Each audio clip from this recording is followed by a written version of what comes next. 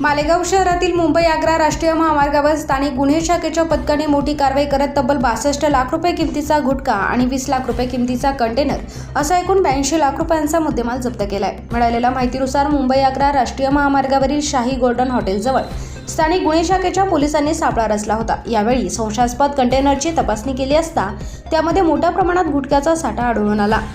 प्राथमिक माहितीनुसार हा गुटखा महाराष्ट्रात विक्री करण्याच्या उद्देशाने बाहेरील राज्यातून आणण्यात आल्याचा संशय आहे।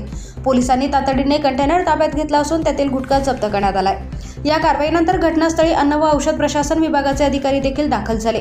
त्यांच्या उपस्थितीत जप्त मुद्देमालाचा पंचनामा करण्यात आला।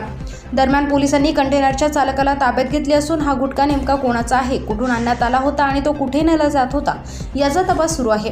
या गुटखा तस्करीच्या मागे आणखी कोणाचा सहभाग आहे का याचाही पोलिसांकडून शोध घेतला जात आहे। स्थानिक गुन्हे शाखेच्या या मोठ्या कारवाईमुळे मालेगाव परिसरातून होणाऱ्या गुटखा तस्करीला आळा घालण्यासाठी पोलिसांनी कडक पावले उचलल्याचे दिसून येत आहे।